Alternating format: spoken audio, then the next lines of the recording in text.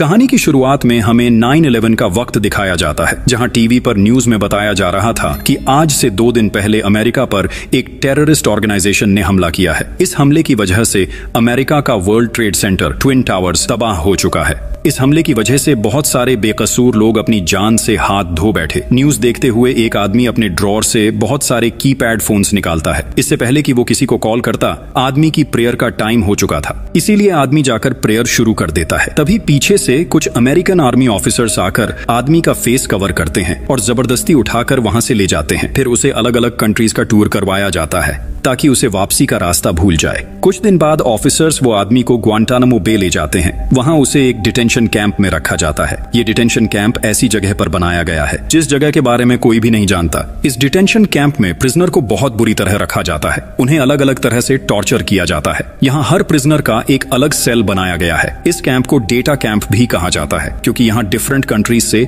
लोगों का डेटा एकत्र किया जाता है। डिटेंशन कैंप में हर साल नए ऑफिसर्स की ड्यूटी लगती है और हर महीने शिफ्ट बदल दी जाती है। इसका मतलब ये है कि कोई प्रिजनर यहाँ से भागना तो दूर, भागने के बारे में सोच भी नहीं सकता। इसी कैंप में उस आदमी को भी कैद किया गया है जिसे हमने मूवी की शुरुआत में देखा था। सीन कट होता है और हमें आज से 8 साल बाद का वक्त दिखाया जाता है। हमेशा की तरह आज भी कुछ नए ऑफिसर्स की ड्यूटी बदली गई है, जिनमें से एक लेडी ऑफिसर भी है जिसका नाम एमी है। एमी की आज पहली बार किसी डिटेंशन कैंप में ड्यूटी लगी है, इसीलिए वो थोड़ी सी कंफ्यूज थी। सभी ऑफिसर्स को इकट्ठा करके उन्हें इस कैंप के बारे में जानकारी दी जाती है। सीनियर कमांडर जॉन सभी ऑफिसर्स को बताते हैं कि कोई भी कैदी यहाँ से भाग नहीं सकता। उनकी सुरक्षा के लिए बहुत सारे एडवांस टूल्स लगाए गए हैं। आपको बस उन्हें खुदकुशी करने से बचाना है, क्योंकि ये बात उन्हें भी पता है कि इस जगह से भागने का कोई भी रास्ता नहीं। आप सभी को 12 घंटे की रोटेशन पर काम करना है और ध्यान रहे कि हर डिटेनी पर आपकी पूरी नजर हो। कुछ डिटेनी आपको बातों में उलझाने की कोशिश करेंगे क्योंकि आप नए हैं। हमें पता चलता है डिटेंशन कैंप में प्रिजनर्स को डिटेनीज कहा जाता है ताकि उन्हें legal prisoner of war rights न मिल सके। जॉन बताता है कि ये जगह कोई वॉर जोन तो नहीं, लेकिन फिर भी बहुत खतरनाक है, इसलिए सभी चौकन्ना रहें। अभी नए ऑफिसर्स का लेक्चर जारी था, तभी जॉन के वॉकी टॉकी पर उसे बताया जाता है कि एक डिटेनी आउट ऑफ कंट्रोल हो चुका है। उसे कंट्रोल करने के लिए जल्दी 4 ऑफिसर्स की जरूरत है। जॉन सभी ऑफिसर्स से पूछता है कि कौन है जो मेरे साथ चलेगा। कोई भी जॉन के साथ जाने को तैयार नहीं था। सभी खामोशी से खड़े थे। तभी एमी हाथ उठाती है, यानी वो जॉन के साथ जाने के लिए तैयार थी। जॉन एमी को बताता है कि ये काम आसान नहीं होगा, लेकिन एमी ने फैसला कर लिया था कि वो उसके साथ जाएगी। दोनों जल्दी से कैबिन में जाते हैं जहां एक डिटेनी बहुत गुस्से में था। वो दोनों जाकर उसे कंट्रोल करने की कोशिश करते हैं। तभी वो डिटेनी एमी पर हमला करता है और जाते जाते उसके फेस पर थूक देता है। एमी को डिटेनी की इस हरकत पर बहुत गुस्सा आता है, इसलिए वो उसे जोर से किक मार देती है। किसी तरह ऑफिसर्स डिटेनी को कंट्रोल करके एक केज में लॉक कर देते हैं। जॉन वापस आकर एमी से कहता है, परेशान होने की कोई जरूरत नहीं, इस जगह ये काम बहुत मामूली सी बात है। रात को एमी कॉल पर अपनी मॉम से बात कर रही थी। एमी की मॉम उसके लिए बहुत परेशान थी क्योंकि एमी पहली बार मॉम से दूर आई थी। एमी अपनी मॉम को यकीन दिलाती है कि उन्हें परेशान होने की कोई जरूरत नहीं, यहाँ सब कुछ बहुत अच्छा है। दोनों थोड़ी देर बात करती हैं, फिर एमी खाना खाकर सो जाती है। अगली रात एमी नाइट शिफ्ट के लिए तैयार होती है क्योंकि आज उसकी शिफ्ट का पहला दिन था। आज एमी को डिटेनीज को कुछ बुक्स डिस्ट्रीब्यूट करनी है, इसलिए वो बुक्स का स्टॉल लेकर डिटेंशन कैंप चली जाती है। साथ जॉन भी था जो उसे रास्ते में गाइड कर रहा था। एमी सबसे पहले उसी डिटेनी के पास जाती है जिसने उस पर थूका था। एमी डिटेनी से बहुत आराम से पूछती है, क्या तुम्हें कोई बुक चाहिए? जिस पर डिटेनी एमी को बहुत बुरा भला कहता है। एमी को बुरा तो लगता है, लेकिन वो बिना कुछ बोले आगे निकल जाती है। जॉन बताता है कि इस डिटेनी को लेडीज पसंद नहीं है, इसलिए जब भी कोई लेडी उसके पास जाती है तो वो ऐसे ही बिहेव करता है। इसके बाद एमी अली अमीर नाम के डिटेनी के पास जाती है। एली को हैरी पॉटर का पार्ट 7 चाहिए था, लेकिन एमी जवाब देती है कि वो मेरे पास नहीं है। अगर तुम्हें इनमें से कोई बुक चाहिए तो मैं दे सकती हूँ, लेकिन एली को वही बुक चाहिए थी क्योंकि एमी के पास जो बुक्स थीं वो एली कई बार पढ़ चुका था। इतनी बार सेम बुक्स पढ़कर वो क्या करेगा? इतने में जॉन वहां आकर एमी को आगे बढ़ने को कहता है। ऐसे ही रात गुजर जाती है और एमी अपनी शिफ्ट खत्म करके घर चली जाती है। 3 दिन बाद दोबारा एमी की नाइट शिफ्ट लगती है। अब वो किसी भी डिटेनी से कोई बात नहीं कर रही थी। एली बार बार एमी से बात करने की कोशिश करता है। वो एमी से पूछता है, तुम कहाँ से हो? तुम्हारा नाम क्या है? लेकिन एमी अली की किसी भी बात का जवाब नहीं देती। तब अली खुद ही एमी को अपने बारे में बताने लगता है। वो बताता है कि मेरा नाम एली है। एली बताता है कि मैं पिछले 8 साल से यहाँ कैद हूँ। हूँ। जब एमी एली को उसका नाम नहीं बताती तो एली खुद एमी को एक नाम दे देता है, ब्लॉन्ड। जब एली ज्यादा बातें करने लगता है तो एमी उसे मना कर देती है। वो कहती है कि डिटेनीज से बात करना रूल्स के खिलाफ है, इसीलिए हमें ज्यादा बात नहीं करनी चाहिए। इसके बाद एमी फिर से राउंड लगाना शुरू कर देती है। थोड़ी देर बाद एली एमी से पानी मांगता है। जब एमी एली के लिए पानी लेने जाती है तो पहले वाला डिटेनी एमी पर बहुत चिल्लाता है क्योंकि वो एली से बातें कर रही थी। एमी चुपचाप एली के लिए पानी लाती है। जैसे ही वो उसे पानी देने वाली थी, एली अपना गंद एमी के ऊपर फेंक देता है, जिससे उसकी इंसल्ट होती है। तभी सभी डिटेनीज एमी का मजाक उड़ाते हैं और बहुत हंसते हैं। एमी को एली की इस हरकत पर बहुत गुस्सा आता है। वो उसे बहुत गालियां देती है और बुरा भला कहती है। एमी के साथ वाला ऑफिसर एली की आंखों में एक स्प्रे करता है, जिससे एली को बहुत ज्यादा तकलीफ होती है। वो चुप होकर बैठ जाता है। जब जॉन को इस बारे में पता चलता है तो उसे भी एली की ये हरकत बहुत बुरी लगती है। वो एमी की इंसल्ट करने पर एली को दूसरे कैबिन में ले जाते हैं और उसकी इस गलती पर उसे बहुत टॉर्चर करवाते हैं। अगले दिन सभी ऑफिसर्स एक पार्टी रखते हैं। आउटिंग के लिए सभी एक बोट पर जाते हैं। एमी भी वहां बहुत एंजॉय कर रही थी, इसीलिए वो बहुत ज्यादा ड्रिंक कर लेती है।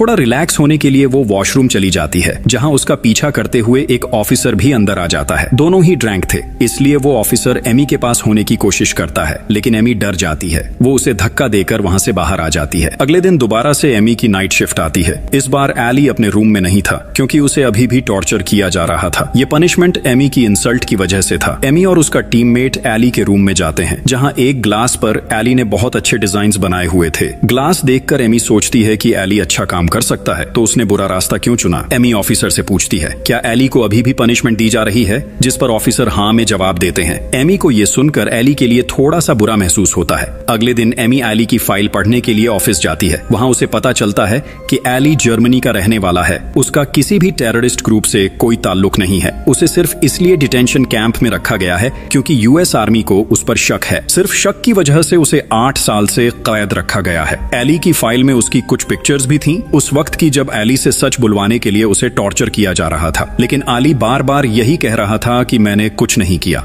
मैं तो जर्मनी का एक आम आदमी हूं और 9 to 5 जॉब करता हूं। लेकिन फाइल के मुताबिक कोई भी एली की बात पर यकीन करने को तैयार नहीं था। एमी को कहीं न कहीं एली के लिए हमदर्दी होने लगी थी। वो इस केस के बारे में अपने टीममेट से भी बात करती है, लेकिन ऑफिसर एमी को बताते हैं कि यहाँ जो कोई भी है वो किसी न किसी टेररिस्ट ग्रुप का मेंबर है। तुमने जो फाइल पढ़ी है शायद वो किसी और की फाइल होगी। एमी ऑफिसर की बात पर यकीन कर लेती है और कुछ समय गुजर जाता है। सब कुछ पहले की तरह नॉर्मल हो जाता है। एक दिन दोबारा से एमी की नाइट शिफ्ट लगाई जाती है। तब एमी एली के सेल में देखती है कि एली किसी तरह का पजल बना रहा था। एमी एली को देखती है और चुपचाप आगे निकल जाती है, लेकिन एली को एमी के आने का पता चल जाता है। एली एमी को ब्लॉन्ड नाम से पुकारने लगता है। जब एमी एली के पास आती है तो एली अपना बनाया हुआ पजल दे देता है। वो कहता है कि इसे सॉल्व करके मुझे वापस कर देना, लेकिन एमी पजल लेने से साफ इनकार कर देती है क्योंकि ऐसा करना डिटेंशन कैंप के रूल्स के खिलाफ था। तब एली पूछता है, तुम्हें क्या लगता है कि ये छोटा सा पेपर का टुकड़ा किसी की जान ले सकता है? पता नहीं क्यों यहाँ के लोग छोटी छोटी बात पर इतना डर क्यों जाते हैं। मैंने तो बस तुम्हें ये गिफ्ट किया था, जब तुम सॉल्व कर लो तो मुझे वापस कर देना। मैं तुमसे अच्छे से बात कर रहा हूँ, लेकिन तुम मेरी किसी बात का जवाब देने से भी डर रही हो। एमी बताती है कि कल मैंने तुम्हारे लिए लाइब्रेरी में हैरी पॉटर का पार्ट 7 ढूंढने की कोशिश की, लेकिन पार्ट 7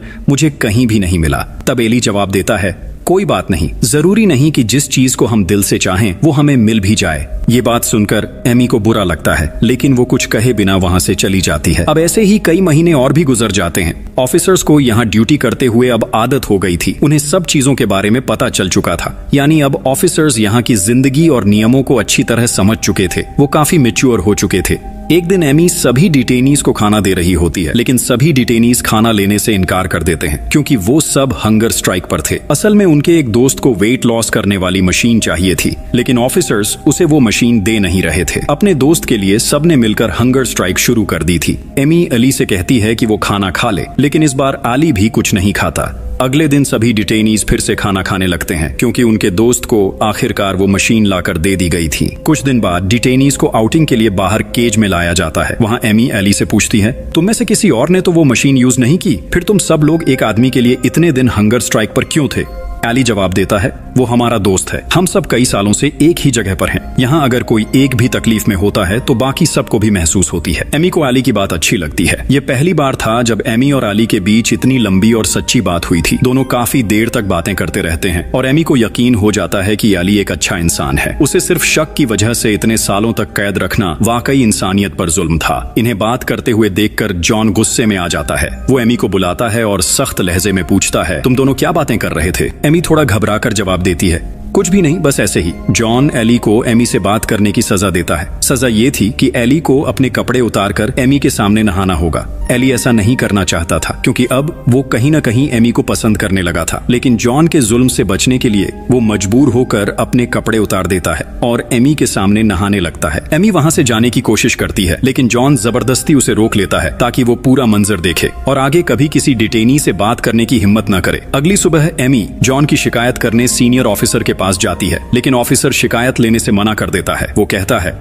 जॉन कई सालों से इस डिटेंशन कैंप में काम कर रहा है और मैं नहीं चाहता कि तुम्हारे जैसी नई ऑफिसर की वजह से उसका नाम खराब हो। एमी को यह सुनकर बहुत बुरा लगता है, लेकिन वो कुछ कर भी नहीं सकती, इसलिए वो चुपचाप वहां से बाहर चली जाती है। अगले दिन जब सारे ऑफिसर्स खाना खा रहे होते हैं, तभी जॉन वहां आता है और एमी को बुरा भला कहने लगता है। उसे पता चल चुका था कि एमी ने उसके खिलाफ शिकायत करने की कोशिश की थी, लेकिन वो शिकायत आगे नहीं बढ़ पाई। एमी उसकी बातें नजरअंदाज करती है। अब उसे डिटेंशन कैंप में रहना मुश्किल लगने लगा था, क्योंकि उसे समझ आ चुका था कि यहाँ जो कुछ भी हो रहा है सब गलत है। कई बेगुनाह लोग हैं जिन पर जुल्म किया जा रहा है। अगली रात आली अच्छे से तैयार होता है, अपने बाल संवारता है, क्योंकि उसे पता था कि आज रात एमी की ड्यूटी है। वो काफी देर तक उसका इंतजार करता रहता है, लेकिन एमी नहीं आती। अली परेशान होकर एक ऑफिसर से एमी के बारे में पूछता है, लेकिन वो कोई जवाब नहीं देता। थोड़ी देर बाद जब एमी वहां आती है, तब अली सो रहा होता है। एमी उसे परेशान नहीं करना चाहती, इसीलिए वो उसे सोता छोड़कर अपना राउंड लगाने लगती है, लेकिन अली को एमी के आने का पता चल जाता है। वो उसे आवाज लगाता है, तब एमी बताती है कि मैं थोड़ी सी लेट हो गई थी, अब तुम सो जाओ, रात काफी हो गई है। लेकिन अली सोने से इनकार कर देता है, क्योंकि वो आज एमी से बात करना चाहता था। एमी पूछती है, आखिर तुम्हें इतने सालों से इस सेल में कैद क्यों रखा गया है? अली जवाब देता है, मैं तो एक मामूली सा इंसान हूँ, मैं जर्मनी से हूँ और एक ऑफिस में जॉब करता था। मुझे नहीं पता कि ये लोग मुझे यहाँ क्यों लाए हैं। अली एमी से पूछता है, तुम कहाँ की रहने वाली हो? एमी मजाक से जवाब देती है, मैं तो अपने घर की हूँ। अली मुस्कुराता है और कहता है, मुझे यहाँ 12 साल हो चुके हैं, लेकिन आज तक तुम्हारे जैसी ऑफिसर कभी नहीं देखी। यहाँ जो भी आता है वो शायद दरिंदा बनकर आता है, जिन्हें हम जैसे लोगों पर जरा भी तरस नहीं आता। कोई हमारी भावनाओं को समझने की कोशिश ही नहीं करता। सभी ऑफिसर्स हमें जानवरों से भी बदतर समझते हैं। एमी ये बातें सुनकर अंदर से टूट जाती है। उसकी आंखों में आंसू आ जाते हैं, लेकिन वो एली के सामने रोती नहीं। दोनों को पता है कि अब साल पूरा होने वाला है और अगले महीने एमी यहाँ से चली जाएगी। एली भी अब इन सब चीजों से थक चुका है। उसे यकीन हो गया है कि वो कभी भी यहाँ से बाहर नहीं निकल पाएगा। उसने आज उम्मीद छोड़ दी है। एली खुदकुशी करने के लिए पास छुपाया हुआ एक ब्लेड निकालता है। एमी घबराकर उसे रोकती है और कहती है, ऐसा मत करो प्लीज। एली जवाब देता है, यहाँ सबको पता है कि मैं बेकसूर हूँ, लेकिन कोई मेरी बात सुनता ही नहीं। मैं इस जिंदगी से तंग आ चुका हूँ। आखिर एमी भी एली को अपने बारे में बताने लगती है। ये करना रूल्स के खिलाफ था, लेकिन अब एमी को कोई फर्क नहीं पड़ता। वो कहती है, मैं फ्लोरिडा में रहती हूँ, मेरा नाम एमी है। दोनों देर तक बातें करते रहते हैं। पहली बार दोनों ने एक दूसरे को इंसान की तरह महसूस किया। कुछ देर बाद एमी वहाँ से आगे निकल जाती है, लेकिन दूर जाकर फूट फूट कर रो पड़ती है, क्योंकि एली के सामने वो रो नहीं सकती थी। एली तो पहले ही अंदर से टूटा हुआ इंसान था। थोड़ी देर बाद जब एमी दोबारा एली के सेल में देखती है, तो वो अब भी ब्लेड लिए बैठा था और चुपचाप रो रहा था। एमी उसकी तकलीफ को महसूस करती है और उसे देखकर खुद भी रोने लगती है। एमी को अब पूरी तरह समझ आ चुका था कि अपनी फैमिली से दूर रहना कितना दर्दनाक होता है। वो एली के खाने देने वाला दरवाजा खोलती है और उसे धीरे से कहती है, ब्लेड मुझे दे दो। अली कुछ पल चुप रहता है, फिर वो ब्लेड एमी के हाथ में थमा देता है, लेकिन एमी उसका हाथ पकड़ लेती है। वो छोड़ती नहीं। दोनों की आंखों से आंसू रुकने का नाम नहीं लेते, क्योंकि दोनों जानते थे कि कुछ ही दिनों बाद शायद वो कभी एक दूसरे को नहीं देख पाएंगे। अली और एमी दोनों एक दूसरे के लिए सच में रो रहे थे। एमी को अब अली से गहरा लगाव हो चुका था। उसने उसके लिए डिटेंशन कैंप के सारे रूल्स तोड़ दिए थे, क्योंकि अब वो एली के इमोशंस को पूरी तरह महसूस कर रही थी। तभी एमी को एहसास होता है कि कोई कैंप में आ रहा है। वो घबराकर एली का हाथ छोड़ देती है और वहां से जल्दी निकल जाती है। अब वो महीना आ चुका था जब एमी को कैंप छोड़कर जाना था, लेकिन सबसे दुखद बात ये थी, वो आखिरी बार भी एली से मिलने नहीं गई। एली उस सेल में रह गया और एमी अपने दर्द के साथ चुपचाप वहां से चली गई। एमी को एहसास था कि अगर वो आखिरी बार एली से मिलती तो शायद एली के लिए हालात और मुश्किल हो जाते, इसलिए उसने खुद को रोक लिया। कुछ दिन बाद कैंप में एक नया ऑफिसर आता है, बिल्कुल वैसे ही जैसे कभी एमी आई थी। एली हमेशा की तरह इस नए ऑफिसर से भी कुछ सवाल पूछने की कोशिश करता है, लेकिन वो ऑफिसर उससे बहुत बुरा बर्ताव करता है। वो ऑफिसर भी डिटेनीज को कुछ बुक्स बांटने आया था। एली की नजर उसके टेबल पर रखी एक नई किताब पर पड़ती है। वो बड़े शौक से वो किताब मांगता है। ऑफिसर उसे दे देता है। एली किताब का पहला पन्ना खोलता है और तभी उसकी आंखें ठहर जाती हैं। पहले पेज पर लिखा था, मैं नहीं जानती कि दुनिया में कोई और अच्छा इंसान है या नहीं, लेकिन मुझे इतना पता है कि तुम अच्छे इंसान हो। Love blonde. एली ये पढ़कर पूरी तरह टूट जाता है। उसकी आंखों से आंसू बहने लगते हैं। वो किताब को अपने सीने से लगाकर धीरे धीरे कोने में जाकर बैठ जाता है। वो जान चुका था एमी अब कभी वापस नहीं आएगी, लेकिन उसके दिल में छोड़ा गया ये पैगाम हमेशा जिंदा रहेगा। एमी कैंप से बाहर निकलते वक्त अपनी टोपी नीचे कर लेती है ताकि कोई उसके आंसू न देख सके। वो रो रही थी, एक ऐसे इंसान के लिए जिसे वो जानती भी नहीं, लेकिन जिसके बेगुनाह होने पर उसे पूरा यकीन था। उसके दिल में बस दर्द था, एक ऐसे शख्स के लिए जिस पर जुल्म हुआ और कोई उसकी बात सुनने वाला नहीं था। एमी के पास अभी भी वो पजल्स थे जो एली ने उसे तोहफे में दिए थे। उधर एली भी एमी की दी हुई किताब अपने सीने से लगा लेता है। दोनों की कहानी अधूरी रह गई। क्या ये दोनों कभी एक हो पाएंगे या नहीं? कमेंट्स में जरूर बताएं। और इसी के साथ ये sad emotional story based on a true story यहीं खत्म हो जाती है।